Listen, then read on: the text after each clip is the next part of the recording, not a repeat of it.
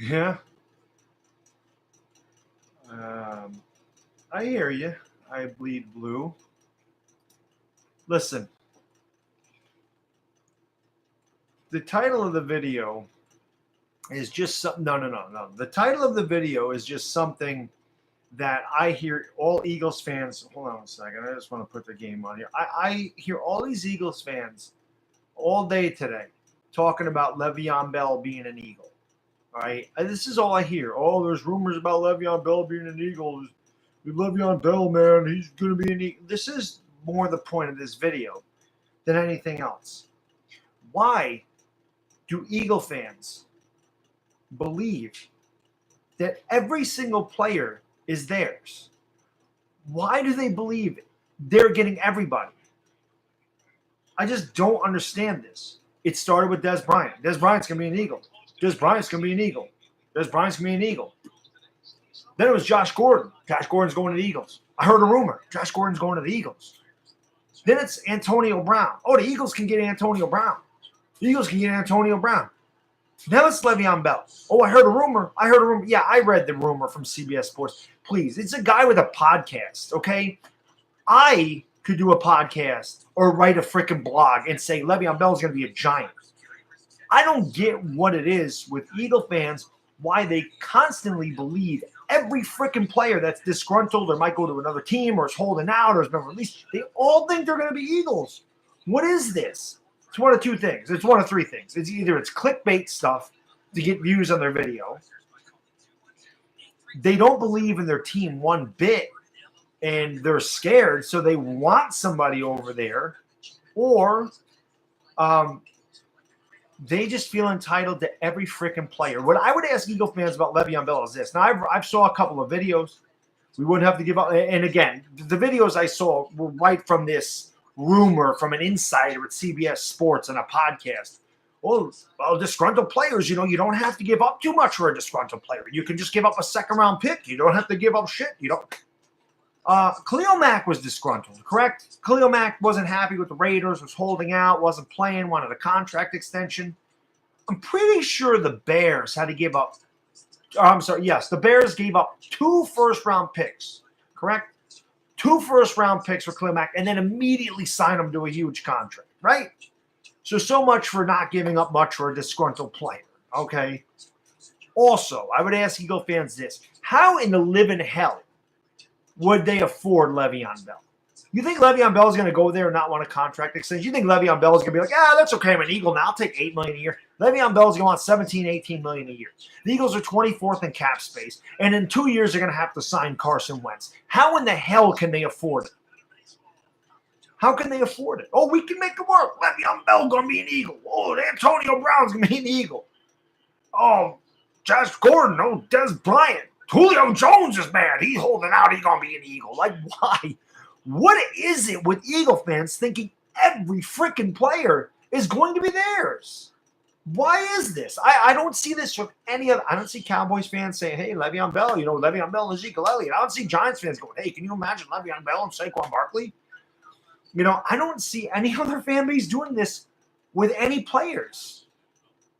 I don't see everybody, hey, Antonio Brown going to be on my team. Hey, Josh Gordon going to be on my team. Hey, Dez Bryant going to be on my team. Only Eagle fans are doing this. Why? I don't get it.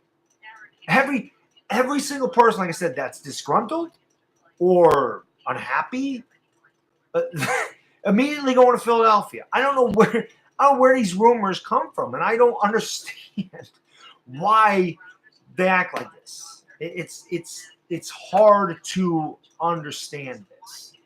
And again, personally, Eagle fans, I don't know. Again, and these are just Eagle fans I deal with on YouTube on a regular basis, the guys I watch. Their channels grow very quickly. I don't know how their channels grow so quickly. I don't know what they do to just explode on YouTube like immediately. And it's funny because these Eagle fans, they say the same things as the other Eagles fans. All they do is read columns from the internet. And again, I could do a blog, okay, and just make up rumors about who's going to the Giants, and then have Giants fans, quote me and say, "Oh, I heard a rumor that I heard a rumor that I don't know, I'm trying to think. I heard a rumor that Drew Brees is going to the Giants. Heard a rumor that Brees ain't happy in New Orleans. He wants to finish his career out with the Giants." I could write that.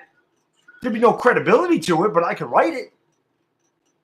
I'm having a hard time understanding why. Exactly, Adam. They're going to sign Jesus. I don't get it. I don't know where these Eagle fans are coming up with this. And every time I see a video, it's like 1 hour, 850 views. And I don't know. This is stuff, and I don't want to discredit any Eagle video makers because I like a lot of them. But this is stuff Mark Holmes, it's just like, oh, this guy's going to be here. This guy's going to be here. Look at the title of my video. And I'm only doing this to prove a point. Okay? And again, I heard a rumor that he's going to be. Everybody, right away, everyone's like, oh, God, no, not Le'Veon. I don't get it. And this has been the same with like I said, it was Dez Bryant, it was Josh Gordon, it's Antonio Brown, it's Le'Veon Bell. Who is next? Who is the next disgruntled player, the next free agent, the next whatever that he's going to be an Eagle? I don't get it, man. I just don't understand. I don't know where these guys are getting this stuff from. I don't know where this stuff's coming from online. I don't know where these people are writing this stuff. Trade Ajayi and picks for Bell. What picks are you giving up? You're going to give up at least one first rounder for Le'Veon Bell. And why would the Steelers want a beat-up guy in Jay Ajayi? Why would they want a guy who can't stay healthy on their team? Why would they make that trade? Why would they want Ajayi when they got James Conner, who's done a bang-up job? They don't need another running back. James Conner has certainly filled the void of Le'Veon Bell. They haven't lost a beat in the running game. And another thing about this with Le'Veon Bell and all these people, all these guys that Eagles fans are talking about, why would the Eagles want all these headaches? They just won a Super Bowl, correct? They are defending champions, correct? They have good team chemistry, correct? Why would you want a Le'Veon Bell there? Why would you want an Antonio Brown there? Why would you want a big distraction there? Disgruntled players stay disgruntled no matter where they are. Look at Terrell Owens. Terrell Owens was not happy anywhere he went. Okay? He just wasn't. Did he produce? Yeah. But was he a huge headache? And did he ever win anything? No. Randy Moss, same thing. Probably the most talented receiver in the history of the NFL. Did he ever win anything? No, he didn't. Damn good receiver. But why did he bounce around so much? When you have all that talent, why did he bounce around so much? Why did Terrell Owens bounce around so much? They ruined the locker room.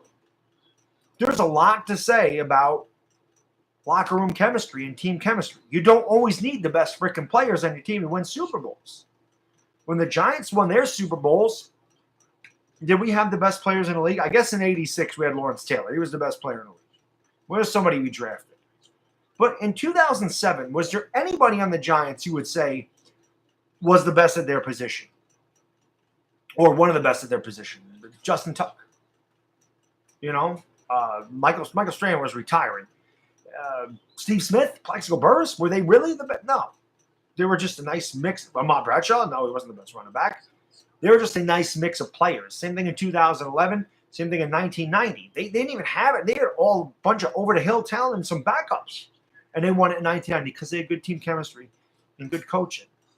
You don't need the greatest players in the league to win championships. So I don't understand why, like I said, every player I've seen that I've heard, he's disgruntled, he's going here, he's holding out, he's doing this, he's doing that. The only guy I didn't hear was Khalil Mack, and they might even mention Khalil Mack going to the Eagles. I don't know. I didn't see those videos, but I'm sure Eagles fans said that.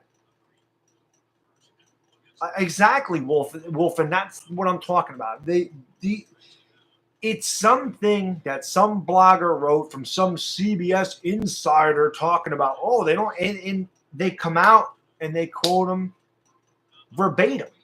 That's what I noticed about this, because I looked this up and I said, I want to see these. I want to see where this rumor's coming from. I want to read this myself, because this is the fourth time I've seen some guy going to the Eagles. I want to see where it's coming from, because I've seen 3 or 4 videos about him going there. And every video maker said the same thing. And I said, let me see where I'm finding. And that's where I found it. Some columnist, some internet guy heard from a CBS on his podcast. You heard from a CBS insider that that could happen. It's a rumor. They're a sleeper to get Le'Veon Bell. And again, I would ask Eagle fans, how the hell do you afford Le'Veon Bell in Carson Wentz when you're 24th in cap space? You don't. So, Philly 500 loves Saquon Barkley in college. That's why. But I just have a hard time understanding where all the sense of entitlement comes from and why it's so many of these fans think every player is theirs, not realizing you have to give up something more than a third. This columnist said a second or third round pick for Le'Veon Bell. Are you out of your mind? Do you really think the Steelers would go, yeah, get him out of here for a third round pick? It's not happening. Do you think Le'Veon Bell is going to go play somewhere without a contract? Do you think he's going to go and play for somebody with a chance of getting hurt and not getting his money when he's a free agent without going there and immediately signing a contract like Khalil Mack did? It's not going to happen. So I just don't I don't get it. And I'm trying to figure out where and why like I said, it's every player. Today was like the last thing for him. I'm like, to the hell with this. I was going to do a video, but I was like, nah, I'd rather talk about this with you guys. Why? Yeah, yes, Alan, they don't have leverage, but Khalil Mack also held out. The Raiders had no leverage. The Raiders got 2 first-round picks for Khalil Mack. I would say Le'Veon Bell, the Giants are 26th in cap space. But we have a lot of dead cap that's coming off the books next year. We have $15 million of dead cap from JPP. That's off the books next year. We'll have a lot more cap space next year. But I don't get it. I don't get it. I don't understand why Eagles fans constantly talk about Le'Veon Bell. I heard a rumor Le'Veon Bell is going to be an Eagle. I heard a rumor Le'Veon Bell is going to be an Eagle. Like I said, everybody. I know they can't afford Bell.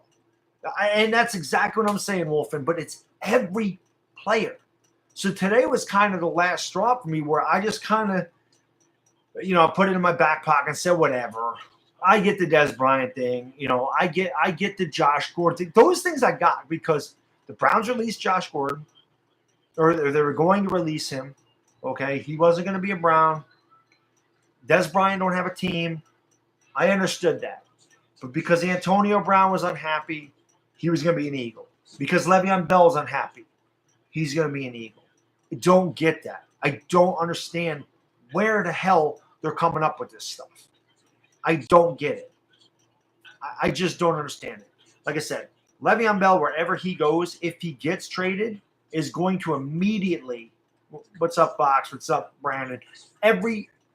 Wherever he goes, he's going to get paid a lot. He's not going to take a pay cut. He's not going to be like, well, I'm just not happy with Pittsburgh, but I'll go somewhere else and play for $10 million a year. Baloney. He's going to get 17 or 18 million a year. He's going to get half the, probably 60, 70% of it's going to be guaranteed money.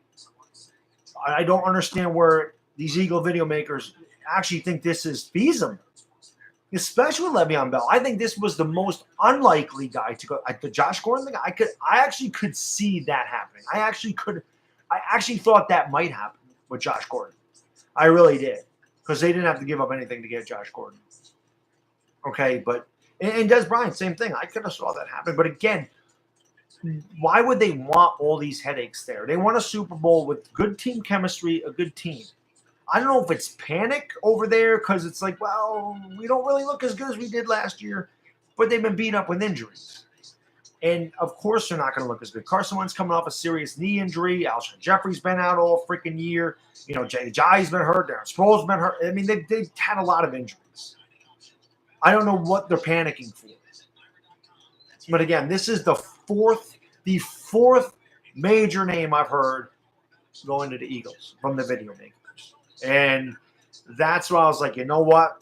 I have to talk about this because I don't get it. I don't know why these guys do it. It's like every day. I see videos every day about somebody's going to be an Eagle. Where do I see Bell? I think Bell's going to stay with the Steelers. I really do. I don't know where they're. I wish the Eagles would get Flowers, Lolly. Which, I don't know. I just see him. He could stay there. But I'm going to tell you something right now. Le'Veon Bell, and I've said this before, honestly, he's a free agent next year. I could see him going to Cleveland. This is the honest to God's truth. Cleveland has a shitload of cap space, a ton of cap space. They have like 58 million. It's some ridiculous number in cap space. They have a young quarterback in Baker Mayfield. They got a great receiver in Jarvis Landry. And if he's a free agent and he's really ticked off at the Steelers, why wouldn't you stay in the division to try to ruin your former team? He would have extra motivation to go to Cleveland and beat the Steelers. That's why I could see, if anywhere, the Steelers aren't going to trade him there. They're not going to trade him within the division. Okay. But I could see that happening.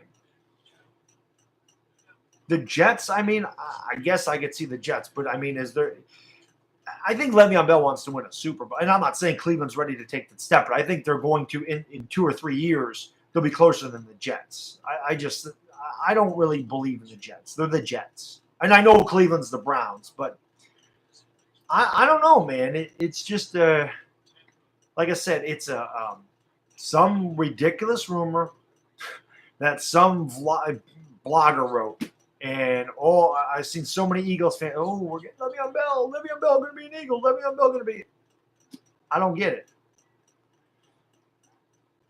I saw the video of Philly 500. Like I said, you guys read this from a blogger that heard it from a CBS insider.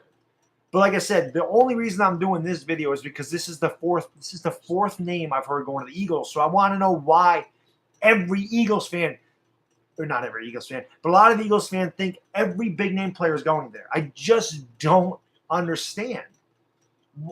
I'm trying to figure out, like I said, if it's panic, if it's entitlement, if it's just, I just want to talk about something to get some interest. And what I'm talking about, I don't know. I just don't. I'm having a hard time understanding it. Like, I saw your video, Philly 500. I saw Brunson's video. I saw a couple other videos. And no, I know you said you don't think it's happening. I saw that. I know what you said. I'm just saying, like I said, I just see these videos, and every time I see them, it's somebody's going to the Eagles, I guess, was my point with this. But I know you said it because you said the same thing I said. You can't afford them. You just can't afford them. You're not going to be able to afford Le'Veon Bell and Carson Wentz. Carson Wentz is going to get $30 million a year, or in that neighborhood, when his contract is up in a couple years. Dude is getting paid. The dude's getting paid. You can draft a running back just fine. You know, where's Bryce Love going to go? I mean, is that guy a top draft pick from Stanford? He's good. Or is he a top pick? I mean, the Eagles are going to be better off signing Carson Wentz when it comes time to sign Carson Wentz and go out and just get a serviceable running back. You don't need a superstar running back. You know.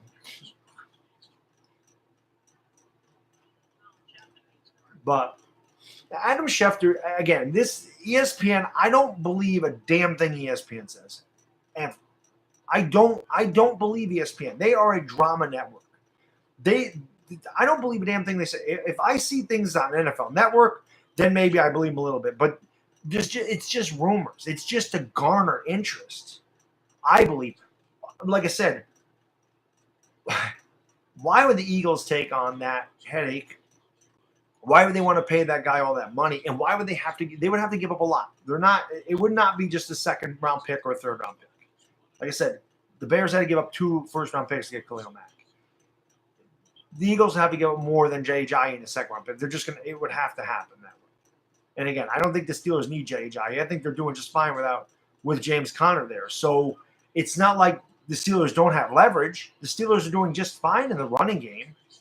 You know, their defense hasn't been great, and that's why they're 1-1-1. But I don't know.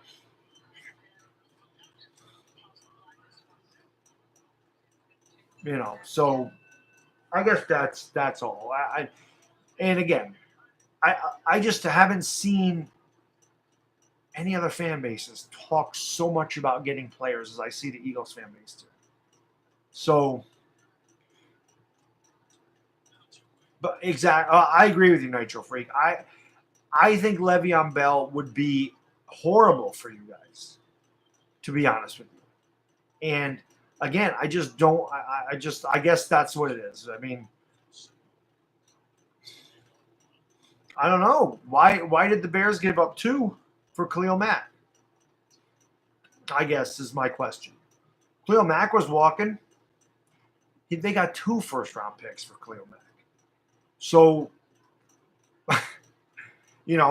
because this is the thing, Philly, wherever Le'Veon Bell goes, the team is going to sign him immediately. Le'Veon Bell is not going to go somewhere. I don't know if you were in here when I said he's not going to go somewhere and play this year out with a chance of getting injured and not getting his money. Le'Veon Bell would probably rather sit out an entire season and then test the free agent market rather than go play as a rental player with a chance of getting hurt and then get his contract.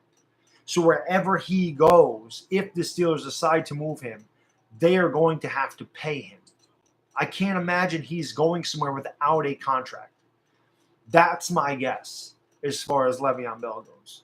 And quite frankly, I don't know. I mean, Le'Veon Bell is great. Don't get me wrong. But he kind of fits the Steelers system. And how good would he be somewhere else? Just because a great player goes to a different team don't mean that player is going to be as great with a different system. I mean, you don't. And again, who's to say 3 years from now he's like, I want more money. I'm holding out. I want more money. This running back got more to me. So I don't know. But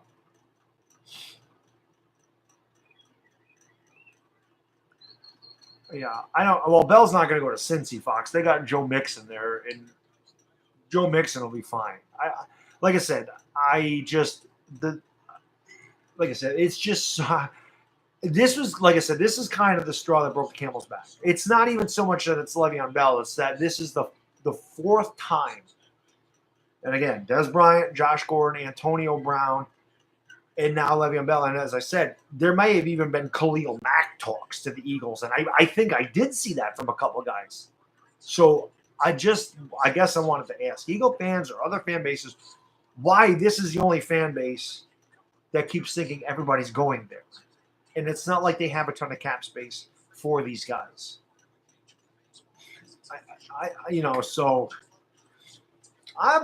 Brandon, I've always been cool with Nitro. Nitro Freak and I just talk trash to each other. I've never had a problem with Nitro Freak, ever. We have gone at it trash talking for years. So sometimes it gets heated between us, but I never had a problem with him. I don't have a problem with Nitro Freak. It's just that is just a pure trash talking thing that we do. I don't. Nitro Freak's one of the best Eagle fans I know on here. It's the truth. I know that dude is loyal to his team. I know that dude loves his team. I know that guy, he's passionate about his team. He's not a fair weather guy. I respect that. Like I said, it's just Nitro Freak and I, it's been a lot of trash talk for the last 4 or 5 years. This is really what it is. He's an Eagles fan or Giants fan. That's just part of it. That's what we do. But I have no problem with it. I have never did. Never did. No problem, dude. You don't need to thank me. It's the truth. I mean, like I said, it's trash talk. It's not like the guys I trash talk I hate. It's just that's what it is. You just talk trash to them. You tell them their team sucks. You tell them they suck. You throw some insults at them. You throw some insults at the team. It is what it is. So I guess Philly. I mean, like I said, maybe that's what it is. I guess I've never done my. What's up, Yobo? I guess I've just never done my videos that way. So, and again, I don't know because I don't know where all these rumors coming from. And I read the one on Le'Veon Bell today. I read it because I wanted to see where it's coming from. But all the other ones, like I never looked to see if there was a rumor that Dez Bryant was going to be an Eagle. I never looked to see if Josh Gordon was being an Eagle. Although, like I said, Josh Gordon was the one guy that I said, you know what? I actually could see him going to Philadelphia. That was the one guy I said I could see it happening. I really did think that was going to happen. Out of all the teams, I said, you know what? That actually makes it, although he's a big-ass headache, but they wouldn't have to give up anything for him. So I thought that was a low risk, high reward with Josh Gordon, and that one would have made sense. But when it was Antonio Brown, I'm like, why? That's when I started thinking, why is it every guy, oh, he's holding out. Oh, he's going to be an Eagle. Oh, he ain't happy. Oh, he's going to be an Eagle. I do love Mike Francesa, William. I love Mike Francesa. But this is the thing right now. I think about when I see all these videos about all these guys going to Philly, I start thinking about Yankee fans. The entitled Yankee fans that will call up Mike Francesa and throw stupid trades out there like this. No. Oh, no, I'm not saying you said that, Philly. I'm not saying you said AB. I'm just talking about in general. I'm not talking about you in particular. I'm talking about in general. I've seen Eagle fans make these videos about all these guys coming to them. Like I said, this is what an entitled Yankee fan would do. He'll call up Mike Francesa, and I laugh because Francesa tears him up. Yo, Mike, Joe over in Brooklyn. Hey, listen, I got a trade, man. We could get. How about the Yankees off Greg Bird and Brett Gardner? We can get Mike Trout. It's just what it is. So I don't know. I mean, it's just like I said. It's not. I'm not just saying you Philly 500. I'm saying I've seen a lot of Eagle fans videos about these guys. It's not just you. I watch. I mean, you're my favorite Philly 500. You are my favorite Eagles video maker, hands down. You're my man. You know you're my boy. But I watch other Eagles fans, and they all say the same thing. It's a bunch of them. So I don't know. I don't think he'd be a good fit there. But hey, it is what it is. But I was just curious why. And again, it was like I said, it's like every player that's not happy, they're all going to the Eagles. So I don't know.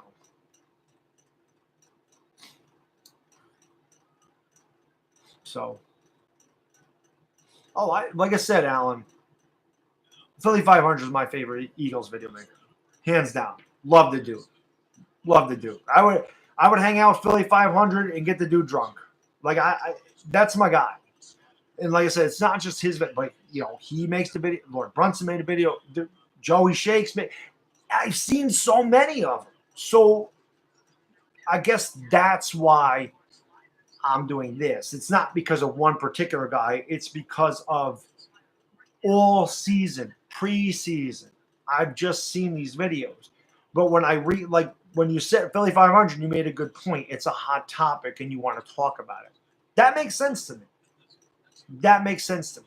It absolutely does. That made the most sense out of anything I said today. But, and again, Philly, I know you said you don't see it happening. I get that. So you were realistic about it. But again, when I first saw the title of your video, I said, I was like, what the hell? Now he's going, that was my initial reaction. Because like I said, it wasn't just you. It was like 4 or 5 other guys. So I said, what the hell? I said, Jesus. I said, Le'Veon Bell's going there now. I said, first it was Dez. Then probably first Khalil Mack. I know saw some videos on Khalil Mack going to the Eagles now I think about it. So it was Khalil Mack. It was Dez Bryant. It was Josh Gordon. It was Antonio Brown. Now it's Le'Veon Bell. So I'm like, what the hell? Everybody's going there. Do I think Sterling Shepard's going to have a breakout year? I thought he was. He hasn't so far. He had a good game last week, but he hasn't. He definitely has not had as good of a season as I thought he would. Definitely not. Yeah, Philly 500 knows he's my guy. It doesn't have anything to do with him at all. Like I said, that was just like a cog in the machine, pretty much. So it's definitely not. It's definitely. I love. Like I said, he's my favorite video maker. I watch every Philly 500 video I can. I don't always comment on it, but I watch all of them all the time. It's my guy. I am going to stream the Vikings and Rams. Yes, I am going to do that, Alex.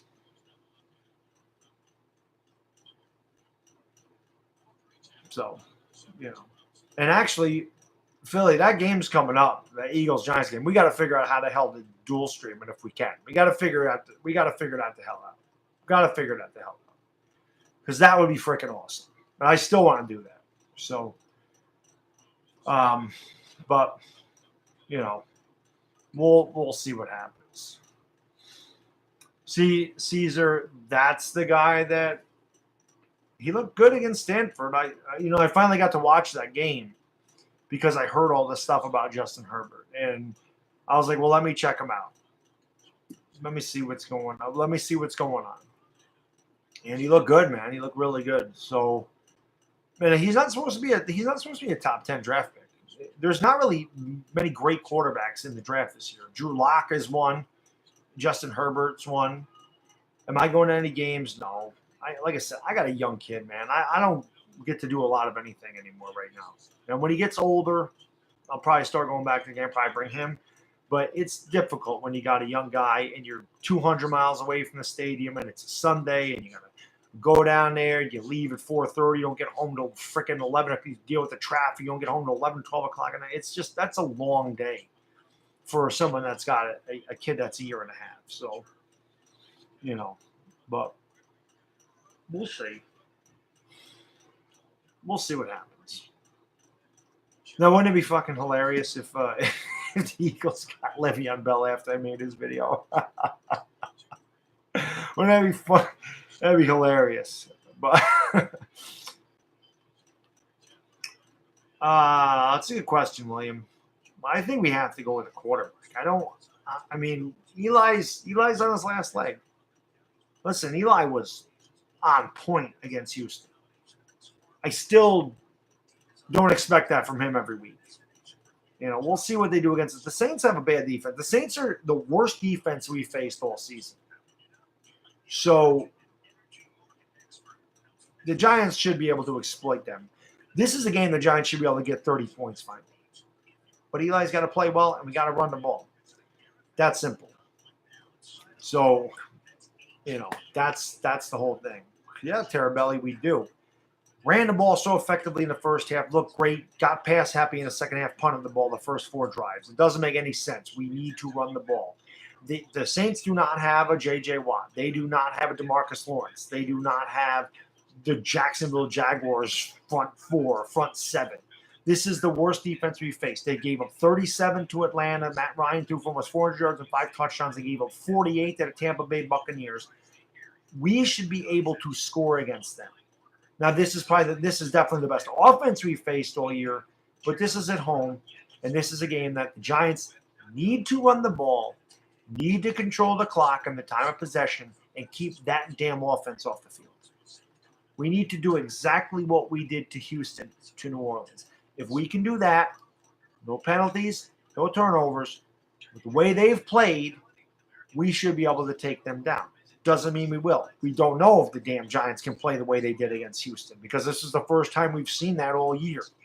They haven't looked close to that good the whole season. Not at all.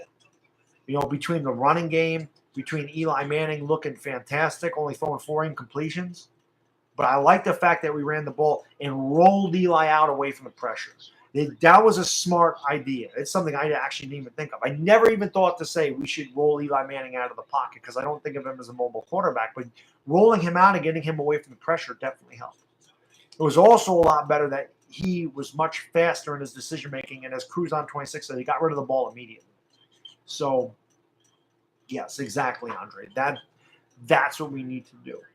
No, Speed, like I said, you just got here. It's just my video, this whole stream is just pretty much because I've seen so many Eagles video makers talking about every single big name player that's disgruntled, a free agent, released, whatever, all going to Philly. I've seen it with every player. Like I said, I've seen it with Khalil Mack. I've seen it with Des Bryant. I've seen it with Josh Gordon. We've seen it with Antonio Brown, and now I saw it with Le'Veon Bell. I was trying to figure out why all the video makers talk about their free agents going there. I guess that's what I was trying to figure out. So See, I don't even know about that, Andre. Like, I don't hear Pats fans doing that. What's up, Jedi? So I have not seen any other fan base do that like the Eagles do. That I guess that's all I'm saying. It's just this year. I didn't see that last year from them. It's this year. This is the first time I've really seen that everybody's going there supposedly. So is that what it is? I mean, I don't know. I've seen it from a bunch of guys. Frab K. Okay, I didn't really know how to say her name, but yeah, maybe that is what it is. I don't know. I had a hard time understanding. So, do you? I'll see again. I don't see that, JD. I don't not like I said.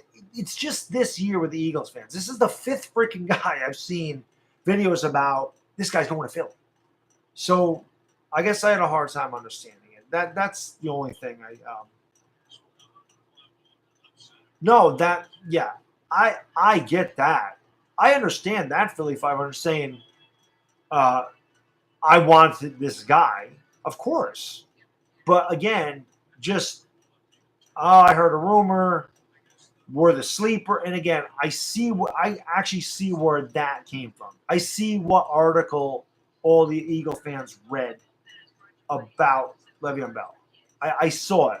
I didn't bother to look at anything else, but I'm like, let me see where this is coming from. And then I saw it, and I said, oh, well, I mean, how reliable is that? But again, it's hot topic. But again, I guess I just didn't understand why it's only the Eagles. All the players are going to the Eagles. I didn't hear nothing. See, when Josh Gordon went to the Patriots, I didn't hear anything about Josh Gordon going to the Patriots. That just happened. And whatever happens with Le'Veon Bell, it's the same. It's probably something that is going to be a surprise. So I don't know, man. Like I said, it was just curious to me how it happened so many times. I guess by so many video makers, and that's what that was the deal with me. So no, and again, Philly 500. That's not. I'm not like singling you out. It's not you. It's the fan base in general was talking about this. Always. You said yourself, you didn't say Khalil. Well, you said you wanted Khalil Mack. That's different. But the Eagles are getting Khalil Mack. Oh, the Eagles are getting Antonio Brown. The Eagles are getting this guy. The Eagles are getting that guy. I don't know. Again, that's just, and again, it's just that fan base. That's why I did this stream, because it's just, and it's I didn't see any other fan base talk about getting Le'Veon Bell. I didn't see any other fan base really talk about getting Dez Bryant. I remember in the offseason, I said, hey, I would take Dez Bryant. I would take a shot at him. I remember saying that. I did a video myself saying, should Dez Bryant be a Giant? I remember doing, I mean, so yes, when you want a player or think you can get a player, I get it. But it's, like I said, it's been every player, not just one. It's been everyone. If this was the first time, yeah, can you imagine that? It's been if it was just Le'Veon Bell, I would have thought, like I said, this was the fifth guy that I've seen going to the Eagles. And that's why I said, well, I want to talk about this now. Now I want to talk about it. I let the Khalil Mack thing slide. I let the Dez Bryant thing go. I let the Josh Gordon thing go. I let the AB thing go, as ridiculous as that was. I let that one slide. And then when I said, all the videos, he said there had to be 6 or 7 videos I watched. They were saying, oh, we can get Le'Veon Bell, and we don't have to give up anything. And I was like, well, I gotta see where this is coming from. I have to understand where it's coming from. So Le'Veon Bell to the Pats, that would be really scary.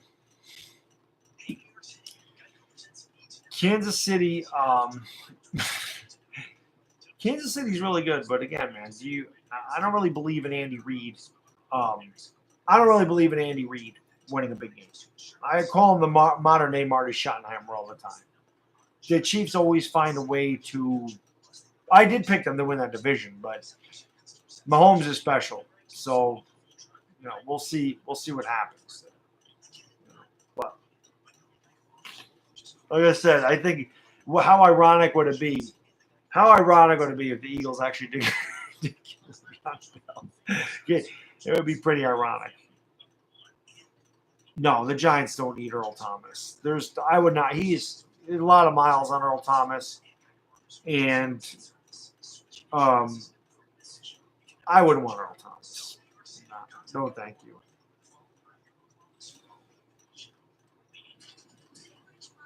No, muchacho. I think the Eagles are better than the Patriots last year, and that game was a lot closer than the score is a lot closer than the game. The Eagles were always in control of that Super Bowl. When they scored before half, when Doug Peterson went for it before halftime and scored a touchdown, and they went up 22-12. Number one, I sat there and go, who the hell thought 2-2 was a good square in the Super Bowl because it had never hit in all the freaking lifetime of Super Bowls. That score had never hit any time. So I was like, who the hell thought that was a good square? And number two, I said, this game's over. That game's over. When it was 22-12 at halftime, it was over. The Patriots defense had no answer for the Eagles offense. And without Brandon Cooks, Tom Brady threw for over 500 yards. So it didn't matter. It just didn't matter. Brandon Cooks or no Brandon Cooks, they were not beating the Eagles last year. The Eagles were a special team last year. The Eagles, sometimes that happens. The 86 Giants, man, they were 14-2 in the regular season. But they won a lot of close games. There was 2 games during that year they were down 17-0. They were down 17-0 to the Saints. They were down 17-0 to the 49ers. They came back to win those games. They beat the Vikings on a last-minute field goal by Raul Allegri. They won a game 22-20. They beat Dallas 17-14 in a really ugly game. They won a lot of close games. And then the playoffs hit, and they got on fire and just ripped through everybody. The Eagles dominated all year, and then Nick Foles got on fire in the playoffs, and they were unstoppable, especially against them. I think they struggled a little bit against Atlanta, but that Vikings game, they caught fire. And then, I was wishful thinking that the Patriots were going to beat them, and I wanted the Patriots to beat them. But I'm pretty sure, well, I don't even know if I said it, but in my video, yeah, I threw $200 in the Eagles because that was easy money. The Eagles were underdog, but what, 3.5? That was easy. That was the easiest money ever to make in a Super Bowl. They had no respect. I watched what they did to the Vikings. I knew the Patriots were in trouble. I didn't want to believe it, but I knew it. Yeah, Jakes, the thing is, Case Keenum was not ready for that. I don't think the Vikings were ready for that game. So, how bad did it hurt when Elliott hit the 61-yard? Actually, Frab, I expected it. I absolutely expected it. The Giants I think it was Alshon Jeffrey, they let him catch a pass that got him in field goal range, or at least the ability to attempt the field goal. It didn't hurt. I'm used to the Eagles winning in the most unrealistic, unbelievable ways against us. I've seen everything. I didn't see the original Miracle in the Meadowlands in '78. I was only a couple of years old, so obviously I don't remember that. But I have watched some of the most ridiculous things happen between the Eagles and Giants, and 95% of the time, the Giants come out on the wrong end of that. Always.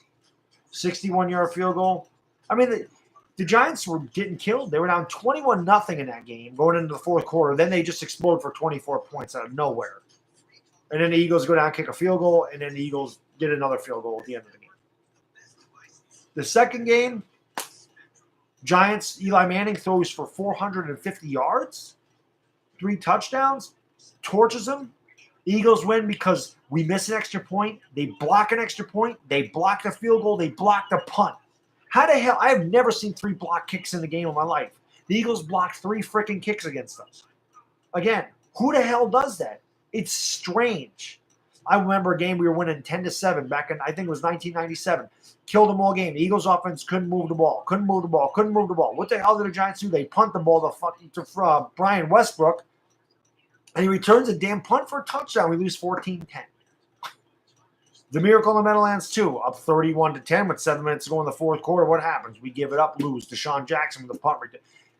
I've seen it all. Okay, Carl Banks. He has Randall Cunningham wrapped up. He drills Randall Cunningham in the freaking right in the solar plexus. He should have went down like a sack of dirt. He didn't. He bounces off and throws a touchdown. I've seen the most ridiculous things between these two teams. And like I said, the Giants always lose. So 61-yard field goal, it was almost expected by me. I expected him to make it. When they came out there, I go, guarantees. But I told my friend, I go, guarantees making this field goal. Eagles, Giants. It happens to us all the time. You know? But, so, I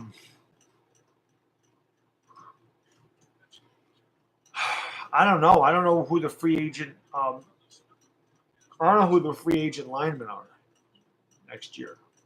But, you know, well, VS, there's no denying the Eagles have had our number over the past decade. I think we're 16. I think you're 16-4 against us in our last 20 games. I mean, there's no denying it. They have had our number, and even when I was a kid in the 80s, Eagles always gave us a hard time. Always. I think we had a really good run right before Donovan McNabb got there, where we won like 7 in a row in the late 90s against the Eagles. But I'm used to the Eagles always giving us a hard time, and I know they do. We don't match up well with them. I don't remember the last time we won in, I don't think it was Lincoln Financial Field. I think it was, I don't remember the stadium you guys played in before. I don't think it was Lincoln Financial. It might have been at that time. I don't know how old Lincoln Financial is. But, I mean, you had Matt Barkley. Matt Barkley was your third string quarterback. We won 15-7. We kicked 5 field goals. It was disgraceful. But that's the last time we won in Philadelphia. Can't win there. So everyone says to me, hey, Bad Dog, you think we can beat the Eagles this year? I said, Giants got to show me they can beat them. I don't ever think we can beat the Eagles. I never go into that game going, we're going to beat the Eagles. I never do. Not anymore. I go into those Eagles games going, how are they going to do it this time? What? How are they going to beat us this time?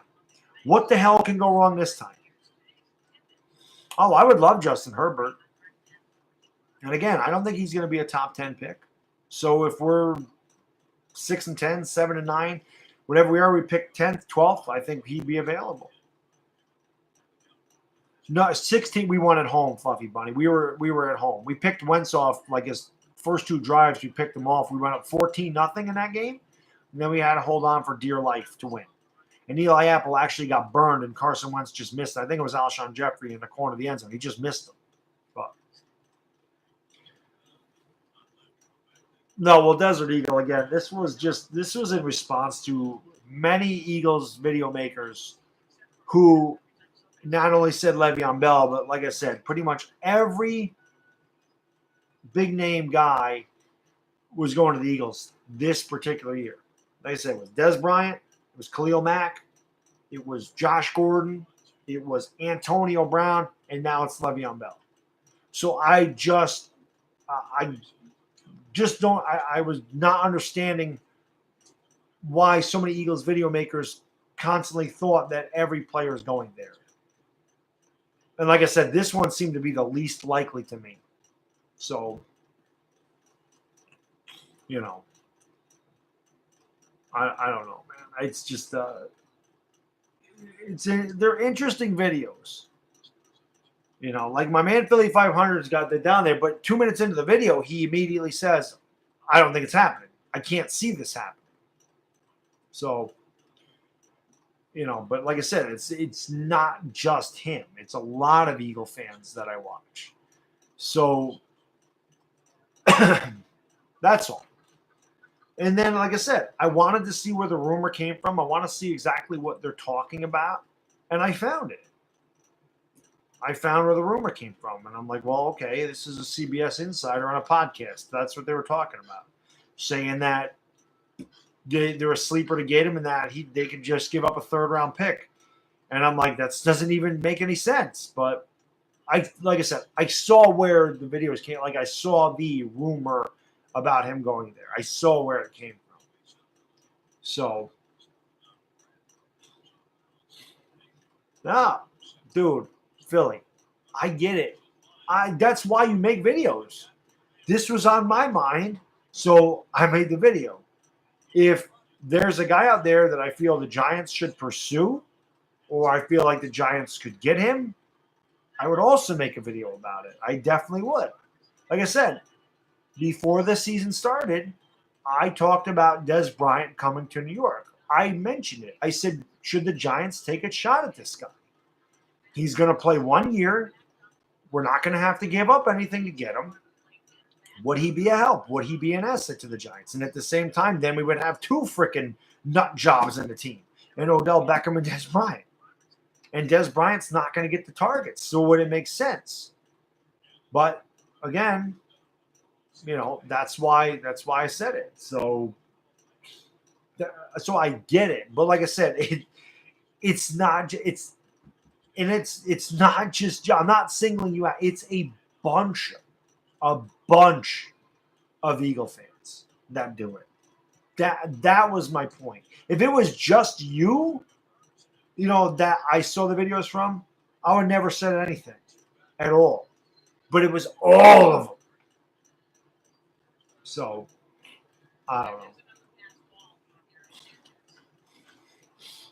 I don't think he was a Giants fan. Fly Eagles fly. Maybe he is. I don't know. So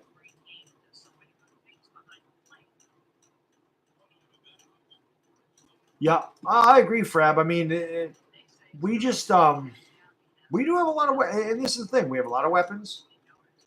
We got a great running back. Saquon Barkley has shown that he can play at this level. Odell Beckham is one of the best receivers in the league. Sterling Shepard's very serviceable as a wide receiver number 2. But our offensive line, our quarterback, they're questionable. And until we can protect Eli on a regular basis, I have a hard time believing that you have a great front seven in Philadelphia. And they always kill Eli Manning. They always get turnovers. Always. Inside the 10. It's either inside our 10 or inside your 10. We'll be driving down the field, get inside the first and goal from the 8, Eli Manning gets sacked, loses a fumble. Second and goal from the 8, Eli Manning throws a quick slant pattern, doesn't see the linebacker underneath coverage, throws a pick. Giants are winning the game. We're up 14-0. We look good. We're beating the Eagles. Eli Manning gets sacked on his own 8-yard line, fumbles the ball, Eagles score a touchdown. This is the crap that happens to us on every time we play the Eagles. So that's why. I mean, we do have the capability. We can play, but they have to not turn the ball over. And I just don't. I never like the matchup with the Eagles. They have beaten Eli like it's their job. I think when Eli first got in the league, I think 2005 through 2007, he did a good job against the Eagles, if I'm not mistaken. I could be wrong, but I'm pretty sure he did a good job his first few years there. But pretty much since 2008, after Burris shot himself in the leg, we have not beaten them at all. Like I said, I think it's 4 of the last 20 games we've beaten them. So we get mollywopped by them. And if we don't get killed by them, they find the most ridiculous ways to win. But I remember, what was it, 2013? What was the game we lost 27-0 on Thursday Night Football? I think that was the game Victor Cruz got hurt, if I'm not mistaken. But we got killed. Got embarrassed. And then 2016, we beat the Eagles the first game. All we have to do is they were not good that year. I think they were 6-9. They were 7-9 that year, and I think they were 5-9 going into that game, if I'm not mistaken. Or maybe it wasn't 5. Maybe they were 4-8. Whatever it was, I don't remember the exact week. I do think it was week 16. So they might have been 5-9 going into that game. They were terrible. We had to beat them to make the playoffs, and we go in there, and they beat us again. So I just like I said, I have a very hard time ever believing we can beat Philadelphia until the Giants show that they can play with them. Well, we can play with them, but until they show me they can hang with the Eagles and finish a game against the Eagles, I'm going to have a hard time believing we can beat them until they prove to me that they can. That's just being as completely honest as I can. I hate the Eagles. I've always hated the Eagles since the days of Buddy Ryan. I hated Buddy Ryan. I couldn't stand Buddy Ryan. I hate Rob Ryan. I hate Rex Ryan. I hate the whole damn family Ryans. I hate them. I hate them. They were, when Buddy Ryan was there, they were cheap shot artists, and their defense is freaking awesome. I mean, and the funny thing is, even though I thought they were cheap, and that was because of Buddy Ryan, not because of the players, but when you have Seth Joyner and Reggie White and Clyde Simmons and Jerome Brown, they always scared me. And no matter how good we were in the 80s, that was the team that always got. We killed the Cowboys middle 80s to late 80s. Murdered the Cowboys. Redskins, same thing. Not the damn Eagles. 10-0 in 1990. We start off 10-0. Who 10-0 going to Philadelphia? What happens? We lose 31-10. This is just the crap that they're all in my mind. 1989, I don't remember the exact week, but we lost the game to Philadelphia, and that was, I was at that game. It was one of the damn coldest freaking days ever. Yeah, I did make. Was that the week I made C.K. Stephen cry? I don't know if it was that week. I wasn't here. It had to be after 2013 because I was in the TTC when that happened. So maybe it was 2014. But I did make him cry. Poor guy. That one resonated with the TTC for a while. That I made somebody cry. But I hope so, Frab. I hope we can beat him, man. I really do. And again, I believe we can, but we have to play smart football. We have to control the clock. We got to run the ball. These are just things. We have to do what we did against the Texans. That was a perfect game plan. That was the perfect game plan to beat that team. And we executed it. That's losing to Dallas always makes me mad. I hate losing to Dallas. Okay? I can't. The Eagles, I hate losing to them too, but I've almost become accustomed to it. And let's face it, they've been better than us. I don't believe, and Cowboy fans can say I'm still salty, whatever. I'm not salty, but I was that night. Trust me, I'll tell you, I was salty as hell. I was a saltine cracker when I was post game. I was pissed. I was salty about losing that game. I still think the Giants are better than the Cowboys. We didn't show it that night. The reason I was so mad is because they ran the ball 4 times in the first half. That's inexcusable. That made me mad. That game plan against Dallas made me mad.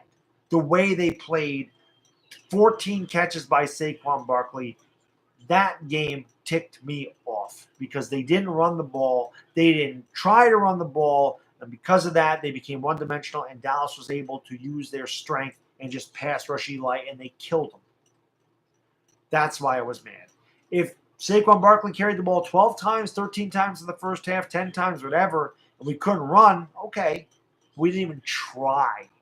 That's why I was mad. That's what made me so mad about that game. So, but that's why against Houston, when we were able to run the ball, we played a lot better. It alleviates the pressure on your quarterback. When a defense has to play you honest and can't just pin their ears back and blitz and go after the quarterback, then, you're good. Oh, Sydney, I was mad.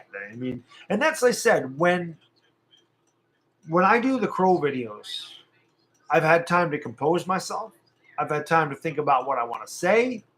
I can get it together. It doesn't take me long to get over it. It usually takes me maybe an hour, 2 hours. Sometimes when the game's over, again, before I cam up, I can compose myself and just be classy about it. When it's live, when I do a live stream, especially when you watch me with the Giants, and you guys have seen this the first 3 weeks, and Nitro Freak showed part of my stream the first week when we played Jacksonville.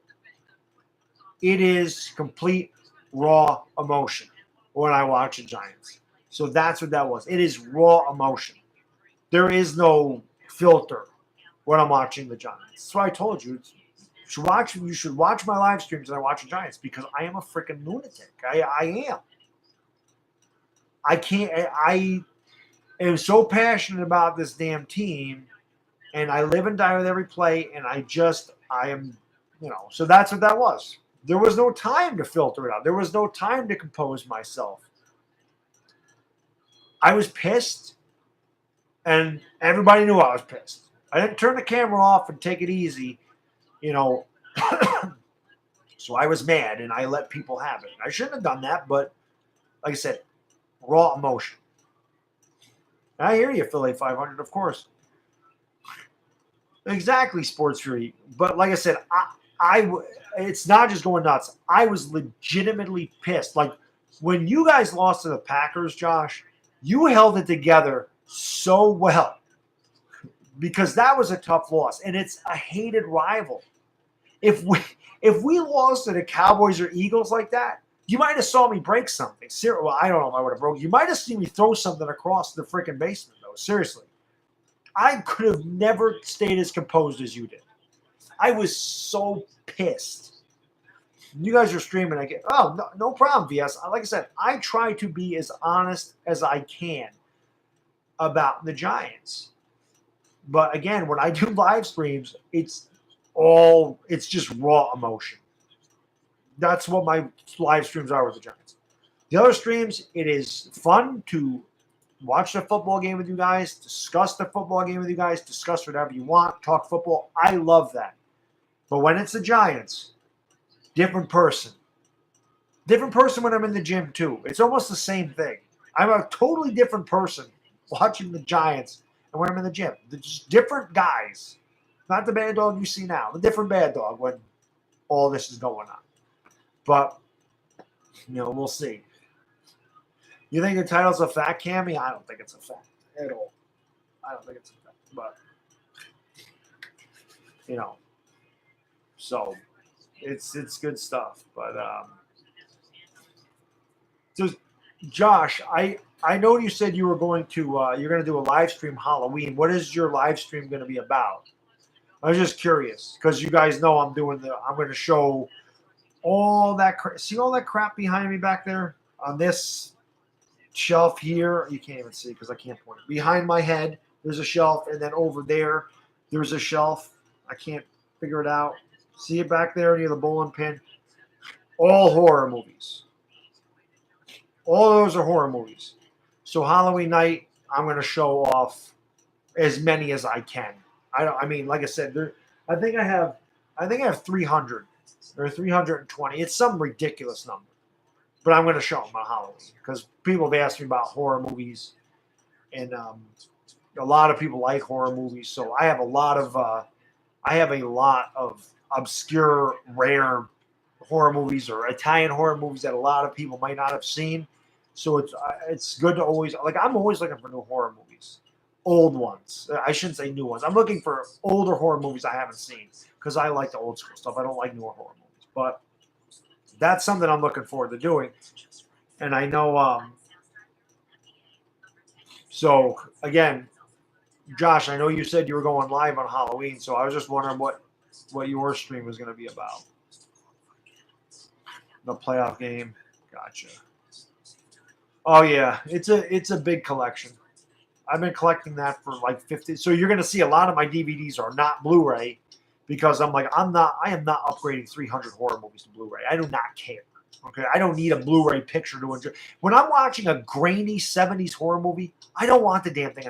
When I'm watching Eaten Alive, which is about a giant freaking, it's about a hotel owner that chases his victims with a sickle and feeds them to a huge alligator.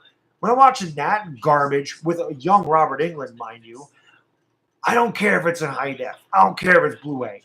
When I'm watching The Hills Have Eyes from 1977, I want it to be grainy and gritty. When I'm watching The Texas Chainsaw Massacre, it is shitty, Xavier. A lot of those horror movies back there are shitty. They're cheese galore, and I love it. I love the cheesy. I love the late 70s, early 80s cheesy crap horror movies. They're my favorite. Well, they're not my favorite. Halloween's my favorite, but I'll get into all that Halloween night. But yeah, I don't need Blu-ray. The newer ones I bought, I own the Goonies. I love the Goonies. Again, that was something I grew up with. Like the newer ones I bought, for instance, again, I don't want to give them away, but Nightmares is a movie from 1983. There was it's like 4 stories. And the one story that always resonated with me was Bishop of Battle. It started young Emilio Estevez, about a guy that was obsessed with a video game. The video game comes after him. It was never on DVD. And then they released it on Blu-ray, and I'm like, I gotta get it. I have to buy that. So like that's on movies that were out of print came back on Blu-ray when I bought them. That's why some of my movies are gonna be Blu-ray, but most of them are, like I said, I've been collecting those probably since 2002, 2003, and I wasn't upgrading. Slaughter High. I don't know if I have Slaughter High. I have Cheerleader Camp. I've Returned to Horror High with George Clooney. Like I said, I got a lot of obscure crap that I think you guys will enjoy if you like horror movies. Geomon's not here tonight. I know. You shouldn't have Blu-rays, Josh. I mean, you don't need a Blu-ray. It just like I said, I don't need that. Not for horror movies. I mean, if I'm gonna, like I said, if I'm buying one now, even now, if it's available, not on, available, and I don't need to get Blu-ray, I don't need Blu-ray. What's up, Techie? So, have I ever seen Virgin High? No. Night of the Creeps, one of my favorites. Tom Atkins is one of my favorite actors in the horror movies. Tom Atkins was in The Fog with John Carpenter. He was in Creep Show, even though he wasn't credited. He was in Creep Show at the beginning of it. He was in Halloween 3, which I'll get into when I do the stream, because Halloween 3 is one of the most underrated films in my opinion. And then he's in Night of the Creeps. I guess he was in the remake of My Bloody Valentine, which I didn't watch because I don't care about the remake of My Bloody Valentine. The original, I do not have that, Josh. I do not have that movie, but I love that movie. I mean, it's a Vincent Price movie. I love Vincent Price. I got a lot of Vincent Price movies. Yep, Season of the Witch. That was the one. So, Fright Night, classic. Roddy McDowell's in it. The Vampire Across the Street. Yep. Fright Night's a classic. So, Svengoolie, I don't really watch Svengoolie, but you know who Svengoolie reminds me of? And you older guys might remember this. Commander USA on USA Network was the greatest ever. I love Commander USA. Did crappiest crap of horror movies ever. He used to film. Actually, Commander USA is where I found the movie Chud. Any of you guys? Yeah, Exorcist messed me up bad, Philly 500. Yes, you're right, Manipus. He was in a lot of good horror movies. But any of you guys know Chud? If you're my age, you probably do. John Goodman made his film debut in Chud, by the way. He's got a little part in there. There's another one. Just an absolute... Daniel Stern's in it as well. Just an absolute cheesy, gritty, cheap B-horror movie. Campy. Perfect word. Yes, it is a classic. And that's what I'm saying. Those are my favorite movies. No,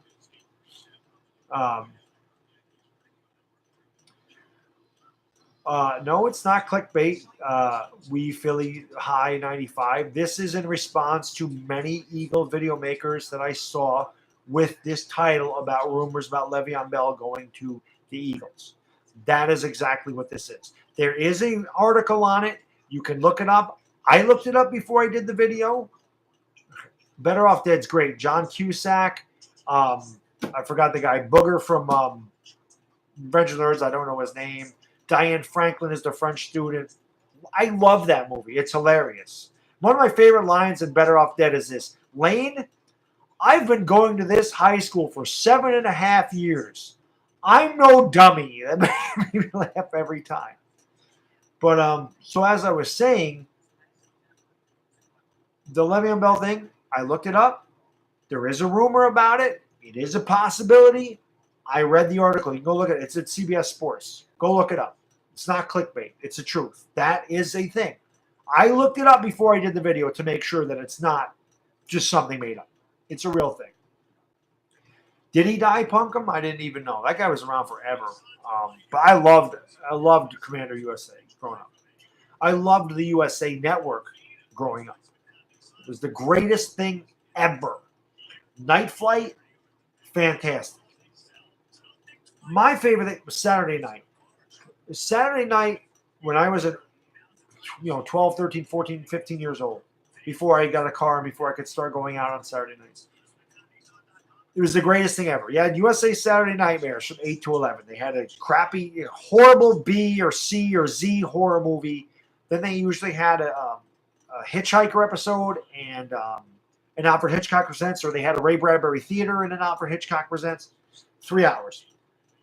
Then 11 o'clock came. And what did we have at 11 o'clock? We had USA Up All Night with Rhonda Shear. What 13-year-old kid ain't loving? I always said you had Blood and Guts from 8 to 11. You had TNA from 11 to 3. What young teenage guy didn't love that? USA Network was absolutely the most fantastic network on TV. I miss it dearly. There wasn't TV. There's never been a channel like that. That was the absolute greatest channel ever. When I will look it up. I look it up on YouTube all the time. There's a guy that has, I think his name is SMR818. He has a ton of Commander USA episodes on his channel. It's hard to find the USA Saturday Nightmares things. I've seen Tourist Trap on there. I've seen one with the Ghoulies. I've seen a couple other ones, and then there were some short features they ran, like The Dummy, which scared the hell out of me. Panic. But I missed that. I missed that network a lot. It was good. I have not seen Teeth. I've heard of Teeth, but I have not seen it. Critters. Oh my God, Critters. What?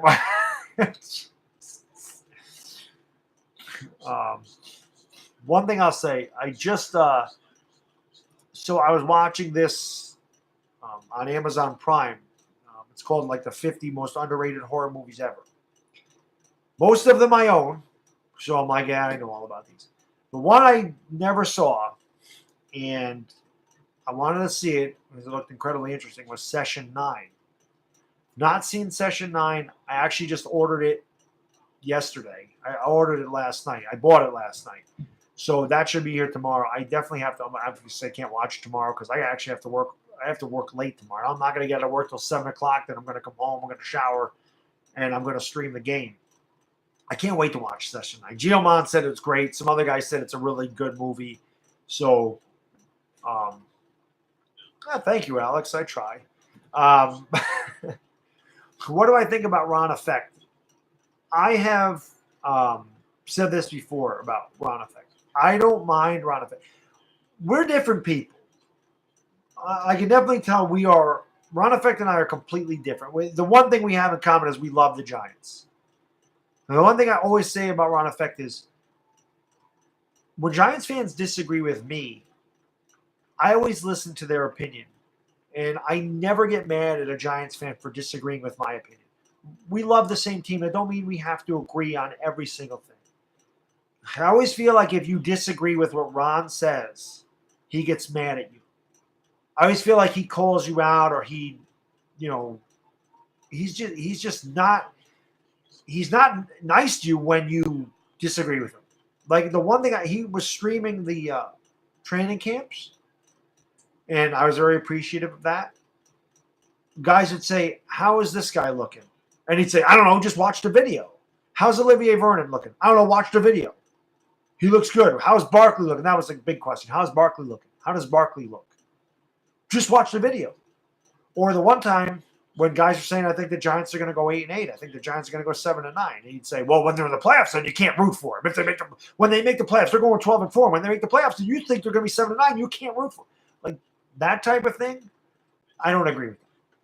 I don't have a problem with it, but like I said, we are very different-minded when it comes to people disagreeing with our opinions on the Giants. Pussy Bacon's best screen name on YouTube. What's up, man? So I guess that's the thing. Like I said, I love his passion for the Giants. I agree with a lot of things he says. I don't agree with everything he says, but I know to not leave that on his page because he's gonna get mad at it. So I just leave it alone half the time. So what's up, Zero? I don't remember Event Horizon at all. I do not know that.